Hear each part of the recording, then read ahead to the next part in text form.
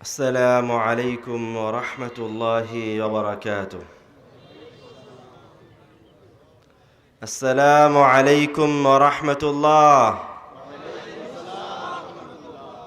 إن الحمد لله نحمده ونستعينه، من يهده الله فلا مضل له ومن يضلل فلا هادي له، وأشهد أن لا إله إلا الله وحده لا شريك له، وأشهد أن محمدًا عبده ورسوله.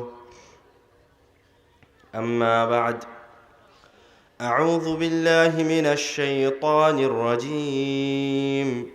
بسم الله الرحمن الرحيم.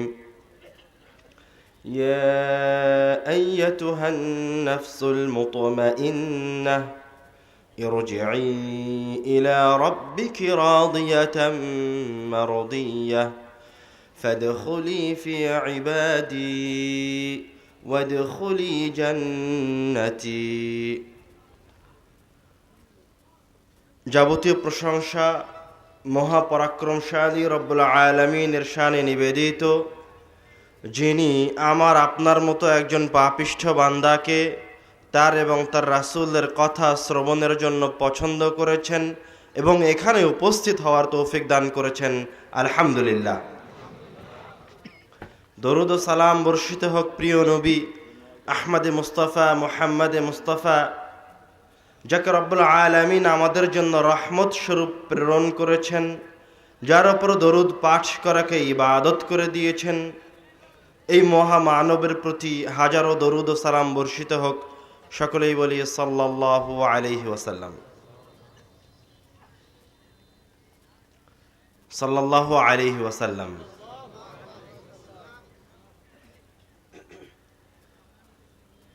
সবাইকে রাসূলের নাম শোনার সাথে সাথে দরুদ বলতে হবে, বলতে বাধ্য।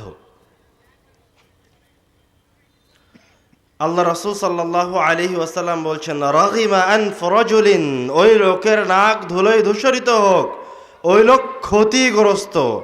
যুকিরতু ইনদাহু ফালাম ইউসাল্লি আলাইয়া, ওর সামনে আমার নাম বলা হয়েছে কিন্তু ও আমার উপর দরুদ পাঠ করেনি। আর এক হাদিসে আল্লাহ রাসূল সাল্লাল্লাহু আলাইহি ওয়াসাল্লাম বলছেন, যখন মানুষ কোনো মাজলিসে উপস্থিত হয়, একটা দল একটা মাজলিসে উপস্থিত হয়, ফালাম ইয়াযকুর ইসমাল্লাহ, এবং রব্বুল আলামিনের নাম নেয় না, ওয়ালাম ইউসাল্লি আলা নবিয়িহিম, এবং তাদের রাসূলের উপর দরুদ পাঠ করে না, তাহলে তাদের ওই মাজলিসে উপস্থিত হওয়াটা আলাইহিম তিরাতান ইয়াউমাল কিয়ামাহ, কিয়ামতের দিনে আফসোসের, ক্ষতিগ্রস্ত হওয়ার কারণ হিসেবে দেখা দেয়।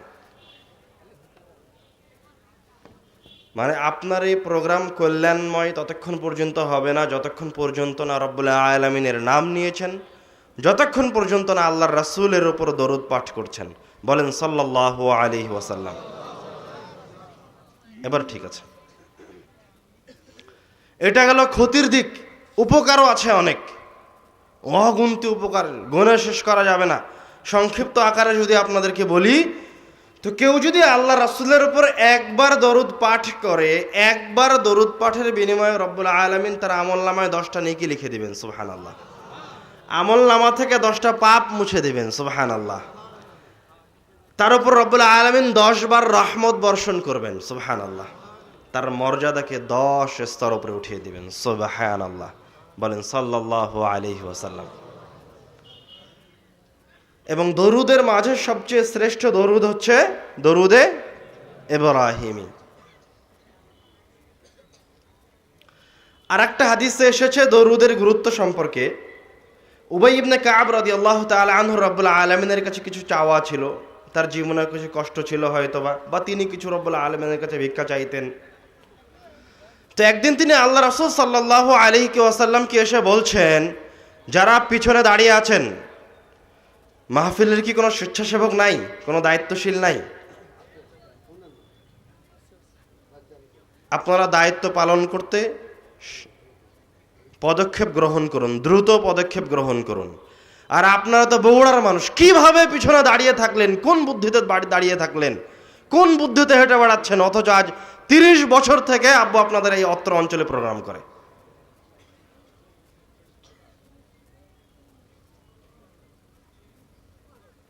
আপনি যখন বাড়ি থেকে বের হয়েছেন যে আল্লাহ রাসূলের হাদিস শুনবো, আব্দুর রাজ্জাক বিন ইউসুফ কি বলে ওটা শুনবো, আপনি প্রতিজ্ঞা করেছেন, শয়তানও প্রতিজ্ঞা করেছে। আপনি প্রতিজ্ঞা করেছেন আমি শুনবো, শয়তান প্রতিজ্ঞা করেছে আমি শুনতে দিব না। তো আপনি প্রোগ্রামে চলে আসছেন, আপনি বসে আছেন, তারপরেও শয়তান আপনাকে ওয়াসওয়াসা দিবে বিভ্রান্ত করার জন্য। তো আপনাকে সবার আগে শয়তানকে চিনতে হবে। ঠিক আছে, শয়তানও চিনাবো, তার আগে আপনি একটু মনোযোগ সহকারে বসার চেষ্টা করেন। খবরদার এদিকে ওইদিকে হেঁটে বেড়াবেন না। আমরা বলছিলাম আল্লাহ রাসূলের উপর দরুদের গুরুত্ব সম্পর্কে। উবাই ইবনে কাব রাদিয়াল্লাহু তাআলা আনহুর কিছু চাওয়া ছিল রব্বুল আলামিনের কাছে। তো উনি আল্লাহ রাসূলকে এসে বলছেন, হে আল্লাহর রাসূল, ইন্নী উকসিরু সালাতা আলাইকা, আমি আপনার উপর অনেক বেশি বেশি দরুদ পাঠ করি। ফাকাম আজআলু লাকা সালাতি, তো আমি যখন রব্বুল আলামিনের কাছে দোয়া করি তখন এই ফরিয়াদের সময়, দোয়ার সময় কতক্ষণ সময় আপনার উপর দরুদ পাঠ করতে হবে, আমাকে একটা সময় নির্ধারণ করে দেন। তখন আল্লাহ রাসূল উবাই ইবনে কাবের প্রশ্নের উত্তরে বললেন, মা শিতা, তোমার যতক্ষণ ইচ্ছা তুমি দরুদ পাঠ করো। এবার উবাই ইবনে কাব নিজে থেকে আল্লাহ রাসূলকে বলছেন, আর রুবা, ঠিক আছে আল্লাহ রাসূল, আমি তাহলে যতক্ষণ রব্বুল আলামিনের কাছে দোয়া করি তার 4 ভাগের 1 ভাগ সময় আপনার উপর দরুদ পাঠ করব। তখন আল্লাহ রাসূল সাল্লাল্লাহু আলাইহি ওয়াসাল্লাম বলছেন, মা শিতা, তোমার ইচ্ছা, ফাইন জিদতা ফাহুয়া খায়রুন লাক, তুমি যদি এর চেয়েও বেশি দরুদ পাঠ করো তাহলে সেটা তোমার জন্য আরো বেশি কল্যাণকর। সুবহানাল্লাহ। তখন উবাই ইবনে কাব আবার নিজে থেকে আল্লাহ রাসূলকে বলছে, ঠিক আছে আল্লাহ রাসূল, আন-নিসফ, আমি তাহলে যতক্ষণ আল্লাহর কাছে দোয়া করি তার অর্ধেক সময় আপনার উপর দরুদ পাঠ করব। আবার আল্লাহ রাসূল একই উত্তর দিলেন, মা শিতা, তোমার ইচ্ছা, ফাইন জিদতা ফাহুয়া খায়রুন লাক, কিন্তু তুমি যদি এর চেয়ে বেশি দরুদ পাঠ করো তাহলে সেটা তোমার জন্য কল্যাণকর। সুবহানাল্লাহ। তখন উবাই ইবনে কাব আবার আল্লাহ রাসূলকে বলছে, ঠিক আছে আল্লাহ রাসূল, আমি তাহলে যতক্ষণ রব্বুল আলামিনের ইবাদত করি তার 4 ভাগের 3 ভাগ সময় আপনার উপর দরুদ পাঠ করব। আবার আল্লাহ রাসূল একই উত্তর বলছেন, মা শিতা, তোমার ইচ্ছা, ফাইন জিদতা ফাহুয়া খায়রুন লাক, তুমি যদি এর চেয়েও বেশি সময় আমার উপর দরুদ পাঠ করো তাহলে সেটা তোমার জন্য আরো বেশি কল্যাণকর। সুবহানাল্লাহ। কথা কি বুঝতে পারছেন? এবার উবাই ইবনে কাব রাদিয়াল্লাহু তাআলা আনহু আল্লাহ রাসূলকে বলছে, হে আল্লাহ রাসূল, আজআলু লাকা সালাতি কুল্লাহা, আমি যতক্ষণ ইবাদত করি সারাটা সময় খালি আপনার উপর দরুদই পাঠ করব। সুবহানাল্লাহ। এবারকার আল্লাহ রাসূলেরও উত্তর পরিবর্তন হয়ে গেছে। আল্লাহ রাসূল সাল্লাল্লাহু আলাইহি ওয়াসাল্লাম এবার বলছেন, উতি তাহাম্মাক, তুমি যদি এইভাবে দরুদ পাঠ করতে থাকো তাহলে রব্বুল আলামিনের কাছে তোমার যা চাওয়া পাওয়া ছিল, অথবা তুমি যে কষ্টের মাঝে ছিলে, রব্বুল আলামিনের কাছে তোমার যত ফরিয়াদ আছে সব রব্বুল আলামিন তোমাকে দিয়ে দিবেন। সুবহানাল্লাহ। গফিরা লাকা যামবাক, এবং তোমার পাপকে মিটিয়ে দিবেন। সুবহানাল্লাহ। এক শ্রেণীর মানুষ আল্লাহ রাসূলের ভালোবাসাকে প্রমাণ করতে গিয়ে বাঁশ ধরে উপরে উঠে যাওয়ার প্রয়োজন মনে করেছে। আর একদল মানুষ আল্লাহ রাসূলের ভালোবাসার প্রমাণ দেখানোর জন্য নাচানাচি করে দরুদ পাঠ করার প্রয়োজন মনে করেছে। কিছু মানুষ মনে করেছে যখনই আল্লাহ রাসূলের উপর দরুদ পাঠ করা হবে তখন দাঁড়িয়ে যেতে হবে। আবার কিছু মানুষ এমন শিথিলতা অবলম্বন করেছে যে ওর সামনে আল্লাহ রাসূলের নাম বলা হয় তাও চুপ করে থাকে, মনে হয় মুখের উপর পাথর রাখা আছে। তো ওর বাঁশ দিয়ে উপরে উঠে যাওয়া যেমন বিভ্রান্তিকর, বাতিল, তেমন আল্লাহ রাসূলের নাম শুনে চুপ থাকাও বাতিল। কথা বুঝতে পারেননি মনে হয়। আল ইফরাত আত তাফরিত, যে বাড়াবাড়ি করেছে আল্লাহ রাসূলের ভালোবাসায়, মানে আল্লাহ রাসূল ওইভাবে তার ভালোবাসা চাননি, ও বেশি বাড়াবাড়ি করেছে, ওটা বাতিল, চলবে না, বেদাত, অগ্রহণযোগ্য। ঠিক তেমনই ভাবে কেউ যখন আল্লাহ রাসূলের নাম শুনছে, আল্লাহ রাসূল চান যে আর তার নাম যখন বলা হবে তখন মুসলমান বলুক সাল্লাল্লাহু আলাইহি ওয়াসাল্লাম, কিন্তু সে যদি চুপ করে থাকে তো সেটাও রাসূল সাল্লাল্লাহু আলাইহি সাল্লামের বিধান অনুযায়ী হলো না, সেটাও বাতিল। তো আল্লাহ রাসূলের অনুসরণ করা হচ্ছে যেভাবে বলে গেছেন হুবাহু ওইভাবেই মেনে চলা, ওইভাবেই ওটার ওপর আল্লাহ রাসূলের পদাঙ্ক অনুসরণ করা। আরো একটু স্পষ্ট করে এই জায়গায় আপনাকে শয়তানের ফাঁদটা, ওরা একটা তো মনে করলোই যে বাঁশ দিয়ে উপরে উঠে যেতে হবে, দাঁড়িয়ে যেতে হবে, যার তো কোনো দলিল ভিত্তি নাই। তারা আরো জিনিস মনে করলো যে আমরা আল্লাহ রাসূলের ওপর যখন দরুদ পাঠ করছি তখন আমরা তো আর একটু বাড়িয়ে বলতে পারি, আল্লাহ রাসূলকে আরো সম্মান প্রদান করতে পারি। দরুদ ইব্রাহিমে কি বলেন দেখি? আল্লাহুম্মা সাল্লি আলা মুহাম্মদ ওয়া আলা আলি মুহাম্মদ কামা সাল্লাইতা আলা ইব্রাহিম। এই জায়গায় আল্লাহ রাসূল শিখিয়ে দিলেন আল্লাহুম্মা সাল্লি আলা মুহাম্মদ। কিন্তু কিছু মানুষ আল্লাহ রাসূলকে বেশি সম্মান দেখাতে গিয়ে বলল আল্লাহুম্মা সাল্লি আলা সাইয়্যিদিনা মাওলানা মুহাম্মদ। এখন ও কিন্তু আল্লাহ রাসূলের ভালোবাসাতেই বলেছে, এবং শব্দ যে দুইটা বলেছে দুটার একটা শব্দ কিন্তু খারাপ নয়, দুটোই খুব সম্মানজনক ভালো শব্দ। সাইয়্যিদিনা মানে আমার সর্দার, মাওলানা আমার ওলি, মানে এর চেয়ে শব্দ সুন্দর শব্দ আছে নাকি? মানে ওর বিবেকে ও সুন্দর কথা বলেছে, কিন্তু ও ক্ষতিগ্রস্ত কেন? সহজ হিসাব, যে হুজুর আল্লাহুম্মা সাল্লি আলা সাইয়্যিদিনা মাওলানা মুহাম্মদ বলল, সে কি আল্লাহ রাসূলের চেয়ে ভালো আরবি জানে?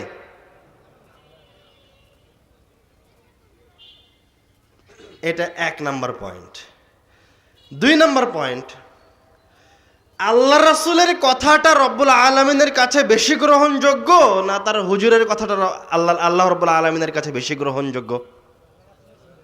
আল্লাহ রাসূলের কথাটা অবশ্যই বেশি গ্রহণযোগ্য। যে আপনাকে এই বাড়িয়ে চাড়িয়ে এই দোয়াটা শিখিয়ে দিল, সে বড় আলেম রব্বুল আলামিনের কাছে, সে বেশি প্রিয় না মুহাম্মদ সাল্লাল্লাহু আলাইহি ওয়াসাল্লাম বেশি প্রিয়? মুহাম্মদ সাল্লাল্লাহু আলাইহি ওয়াসাল্লাম বেশি প্রিয়। তো আপনি কোন বুদ্ধিতে আপনার হুজুরের কথাটা গ্রহণ করলেন? আপনি তো সম্মান দেখাতে চাচ্ছেন, কিন্তু সম্মানটা ভুল পদ্ধতিতে। সম্মান যখন ভুল পদ্ধতিতে হয় তখন আল্লাহ রাসূলকে অপমান করা হয়।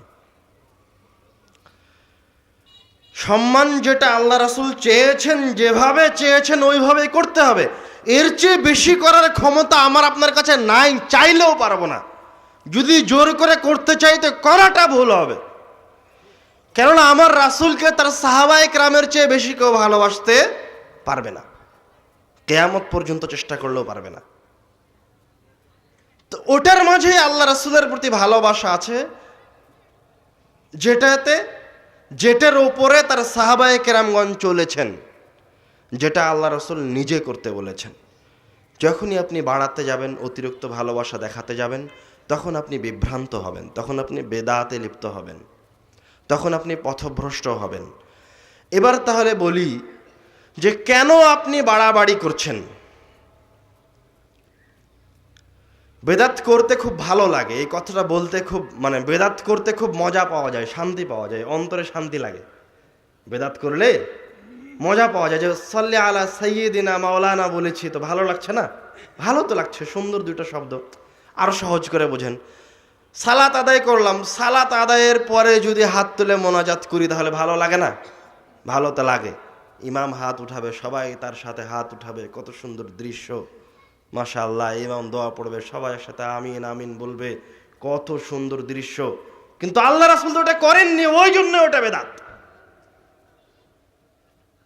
তোমাকে বেশি ইবাদত গুজার হতে হবে না, আল্লাহ রাসূল যতটুকু করতে বলেছে ততটুকু করো। এখন কেন আপনি বেশি বাড়াবাড়ি করছেন ইবাদতে? আপনি যে বাড়াবাড়ি করছেন ইবাদতে, এটা আপনি শয়তানের পক্ষ থেকে করছেন।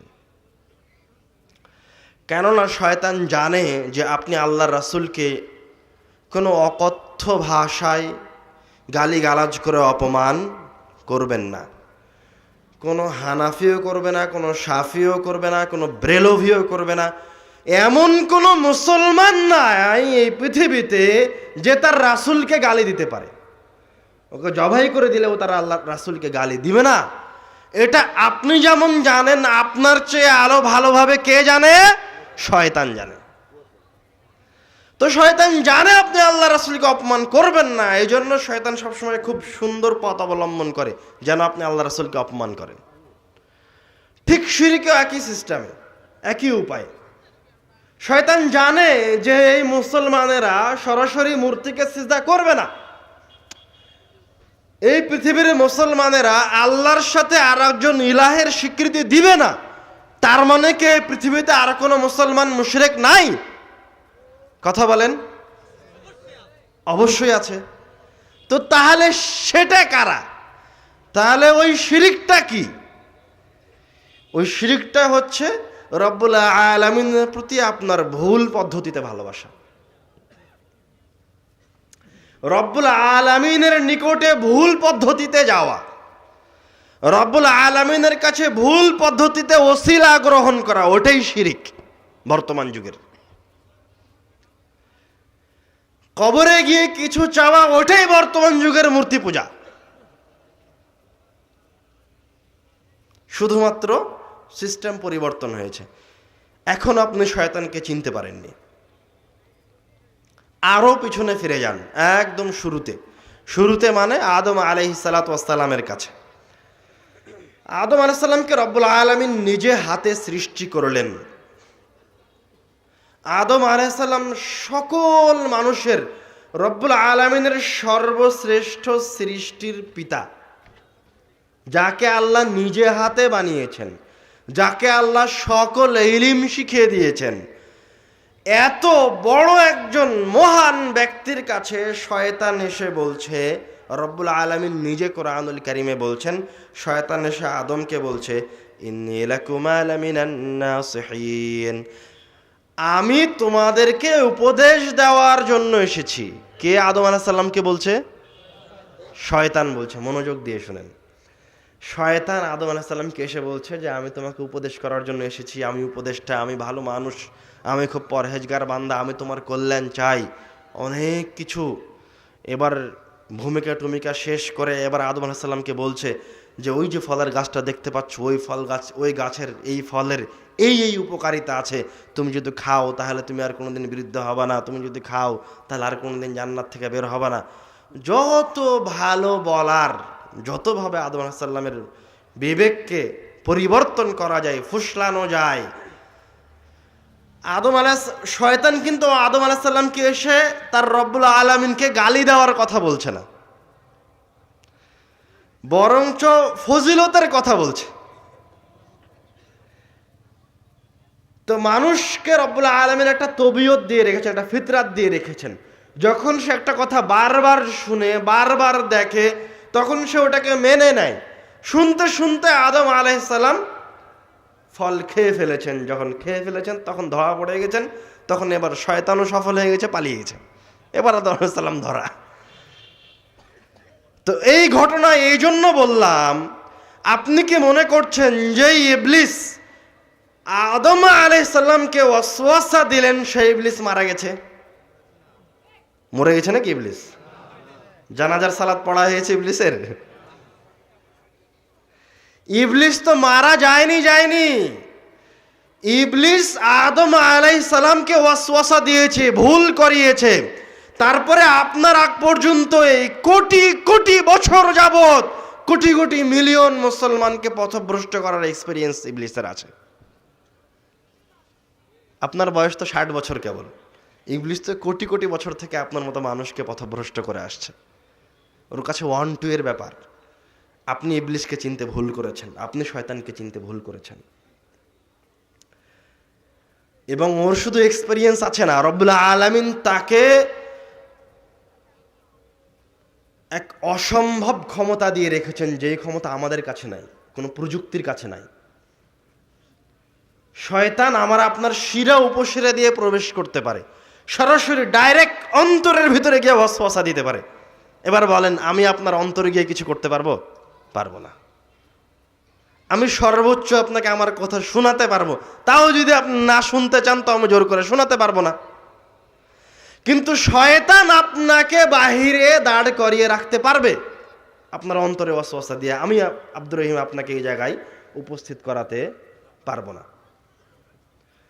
শয়তান আপনাকে এখনই জিলাপি কিনতে নিয়ে যেতে পারবে কোনো কথাবার্তা ছাড়াই।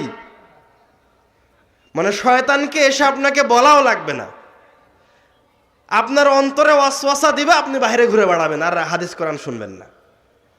শয়তান আপনার অন্তরে ওয়াসওয়াসা দিবে আর আপনি মনে মনে পরিকল্পনা করবেন, আরে এখনো তো ওস্তাদ যে আসেনি, ওস্তাদ যে আসুক তখন আমি মাঠে যাব, তার আগে একটু ঘুরে নিই। মানে তার আগে আর কোনো কোরআন হাদিসের আলোচনা হচ্ছে না। ভুল বুঝেছেন।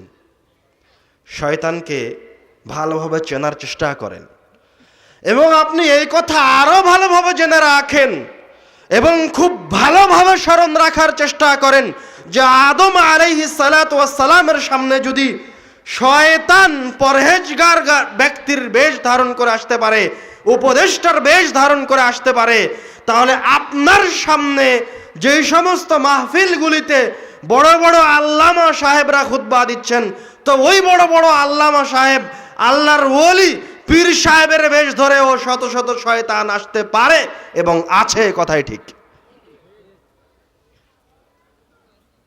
মানে এরকম অসংখ্য জায়গা আছে যেই জায়গায় আপনার মতো তাওহীদি জনতার সামনে একজন শয়তান বসে নসিহা করছে, ওয়াজ করছে। এই জন্য আপনাকে অবশ্যই বিবেচনা করে চলতে হবে, শয়তানকে চিনতে হবে। সকল কাজ শুরু করার আগে কি বলে শুরু করতে হয়? বিসমিল্লাহ বলে। আর পৃথিবীতে নয়, সবচেয়ে শ্রেষ্ঠ, সবচেয়ে দামি, সবচেয়ে মূল্যবান, সবচেয়ে সম্মানিত, চিরস্থায়ী, ক্ষণস্থায়ী নয়, রব্বুল আলামিনের কিতাব, স্বয়ং রব্বুল আলামিনের বাণী, তার কথা তেলাওয়াত করার সময় আগে শয়তান থেকে পরিত্রাণ চাইতে হয়, পরে বিসমিল্লাহ। আল্লাহ রাব্বুল আলামিন বলছেন, ফাইযা ক্বারা'তাল কুরআনা ফাসতা'iয বিল্লাহি মিনাশ শাইতানির রাজীম।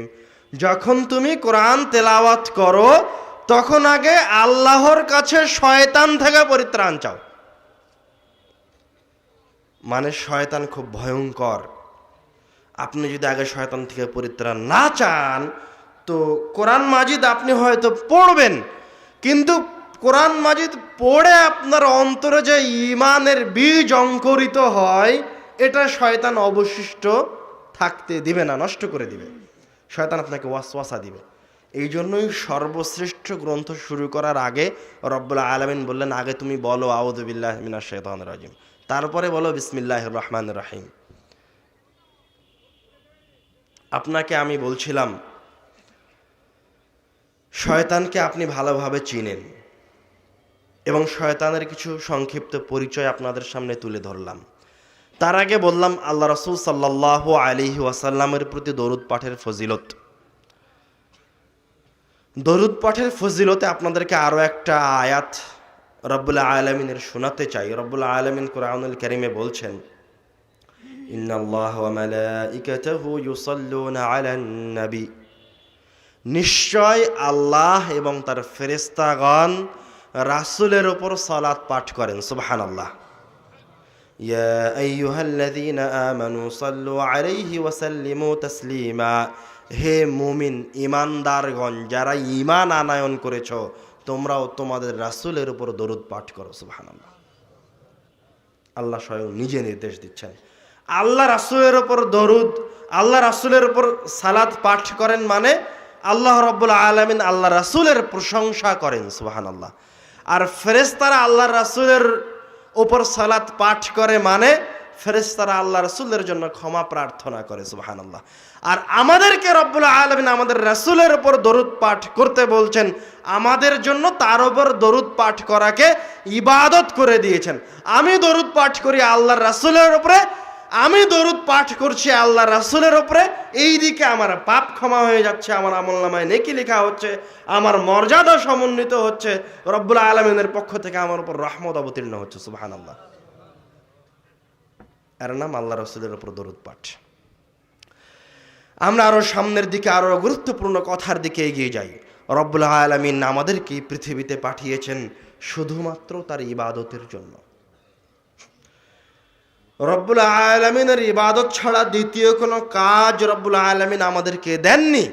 আল্লাহ রব্বুল আলামিন কোরআনুল কারীমে বলছেন, ওয়ামা উমিরু, তাদেরকে আর কোনো নির্দেশই দেওয়া হয়নি, ইল্লা লিয়াবুদুল্লাহ মুখলিসিন, শুধুমাত্র একটা কাজ, একটা নির্দেশ ছাড়া, যে তারা রব্বুল আলামিনের ইবাদত করবে ইখলাসের সাথে।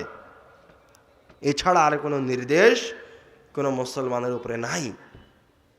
আর এক আয়াতে রব্বুল আলামিন বলছেন, ওয়ামা খালাকতুল জিন্না ওয়াল ইনসা ইল্লা লিয়াবুদুন, আমি মানুষ এবং জিনকে সৃষ্টি করেছি শুধুমাত্র ইবাদতের জন্য। এই আয়াত আপনারা সবাই জানেন, কিন্তু আমাকে এবার বলেন যে আপনার সকালবেলায় ভ্যান নিয়ে বের হয়ে যাওয়ার সাথে রব্বুল আলামিনের সম্পর্ক কি? আপনার ভ্যান চালানোটা কিভাবে ইবাদতে রূপান্তরিত করবেন?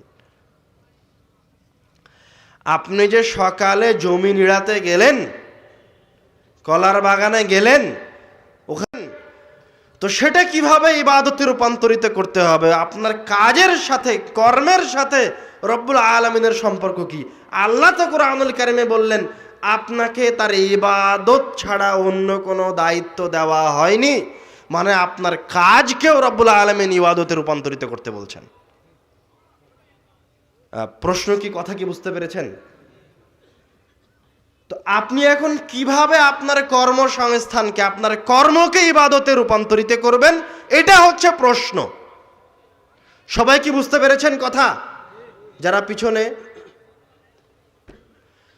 এখন কথা হচ্ছে আমি আমার কাজকে কিভাবে ইবাদতে রূপান্তরিত করব। সহজ উপায়, আপনি যখন ভ্যান নিয়ে বাসা থেকে বের হচ্ছেন, তখন রব্বুল আলামিনের কাছে এই নিয়ত করে বের হন যে রব্বুল আলামিন, তুমি রিজিক অন্বেষণের নির্দেশ দিয়েছ এবং তুমি আমাকে ক্ষুধা দিয়েছ, তুমি আমার পরিবারের ভরণ পোষণের দায়িত্ব আমার উপর অর্পণ করেছ, এই জন্য আমি রিজিক অন্বেষণে বের হচ্ছি।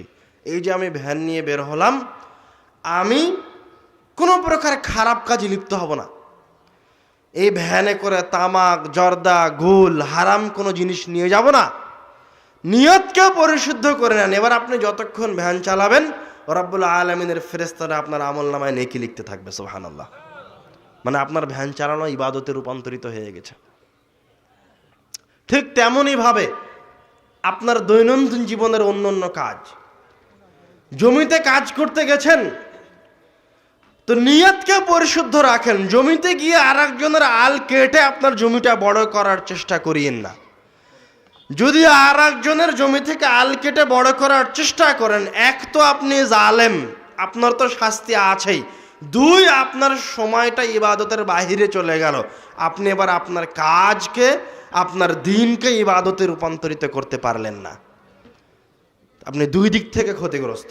কিন্তু আপনি যখন বের হচ্ছেন, তখনই আপনার নিয়তকে পরিশুদ্ধ করে নেন যে আপনি জমি চাষ করবেন, হালাল উপার্জন করবেন, কারো উপর অন্যায় করবেন না। বাস আপনি যতক্ষণ কাজ করছেন, রব্বুল আলামিনের পক্ষ থেকে আপনার আমলনামায় নেকি লেখা হবে। সুবহানাল্লাহ। এই জন্য আল্লাহ রাসূল সাল্লাল্লাহু আলাইহি ওয়াসাল্লাম বলছেন, ইন্নামাল আ'মালু বিন্নিয়াত, কাজ হচ্ছে নিয়তের উপর নির্ভরশীল।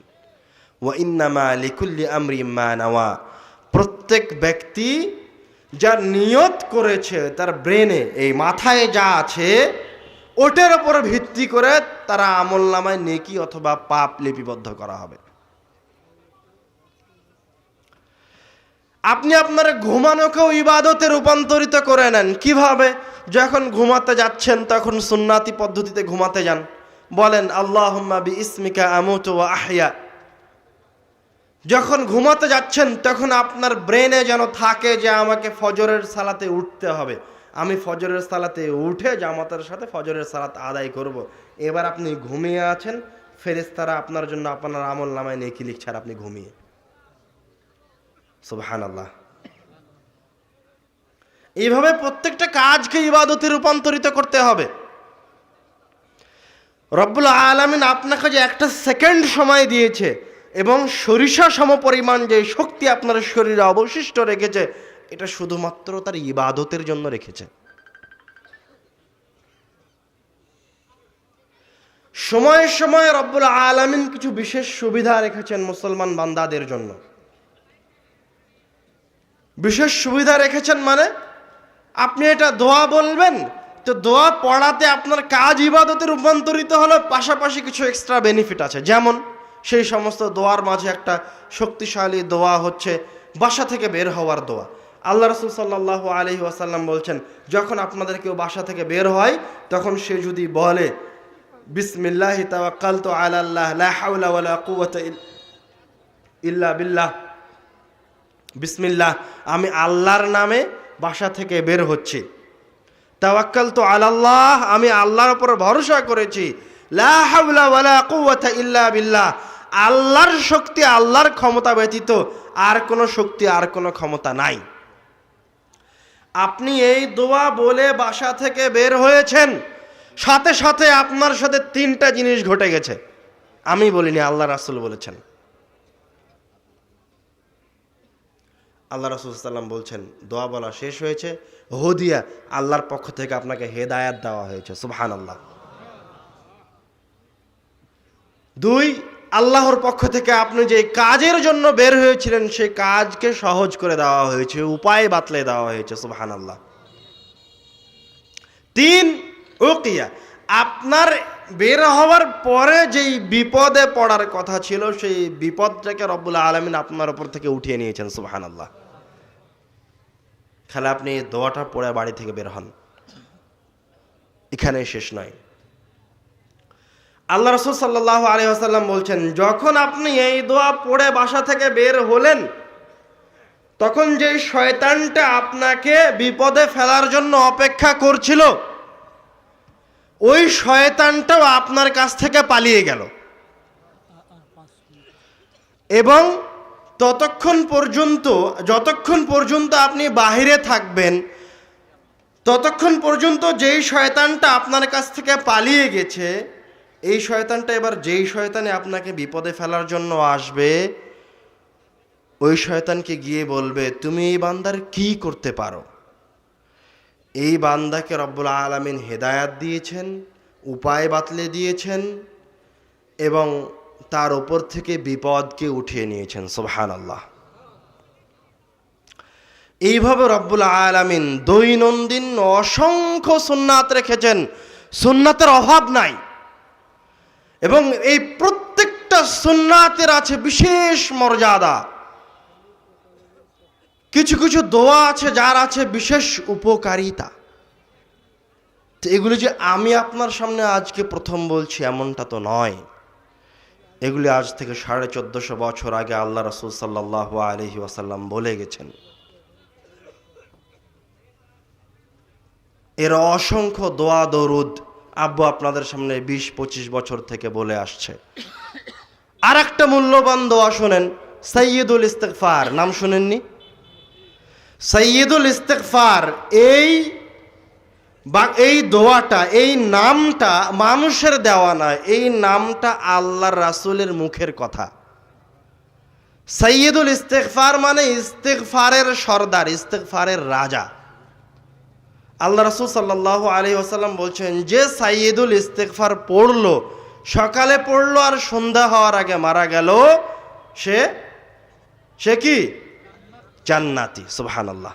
আবারও যে সন্ধ্যায় পড়লো সকাল হওয়ার আগে মারা গেল, সে জান্নাতি।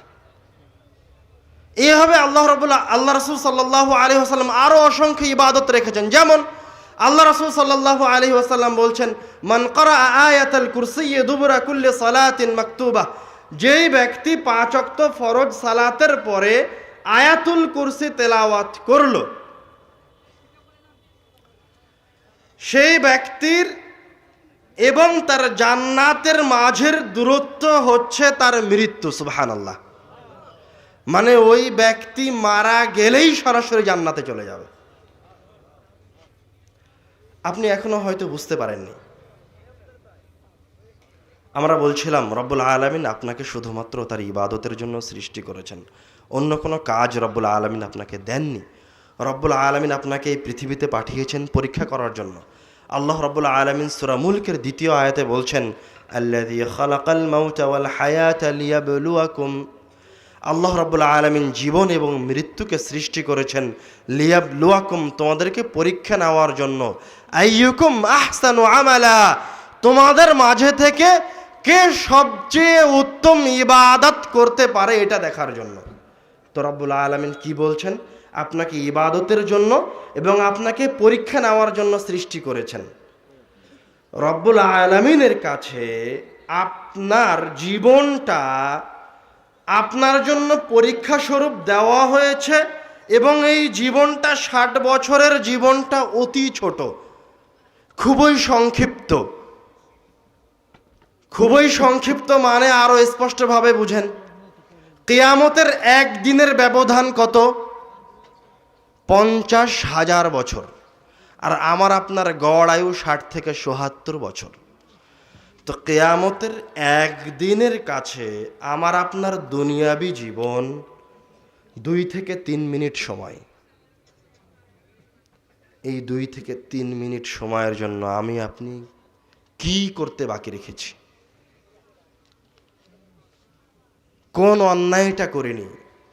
এই দুনিয়াকে পাওয়ার জন্য আমরা কি না কি করছি, অথচ এই দুনিয়াটা যেই কিয়ামতের মাঠে আপনি দাঁড়িয়ে থাকবেন, আপনার এই জীবনটা ওই কিয়ামতের মাঠের 2 মিনিট সময়, 3 মিনিট সময়। তাহলে কেন আপনি এই পরকালকে ভুলে থাকছেন? কেন মৃত্যুকে ভুলে থাকছেন? কেন মনে করছেন যে আপনাকে চিরস্থায়ীভাবে চিরদিনের জন্য ভবিষ্যতের চিন্তা করে, শত শত লক্ষ বছরের চিন্তা করে, টাকা পয়সা উপার্জন করে, জমি জায়গা করে যেতে হবে? কেন আপনি ওই কবরটা দেখে, মানুষের মৃত্যু দেখে শিক্ষা গ্রহণ করলেন না? আমরা আমাদের আলোচনার শেষে চলে এসেছি।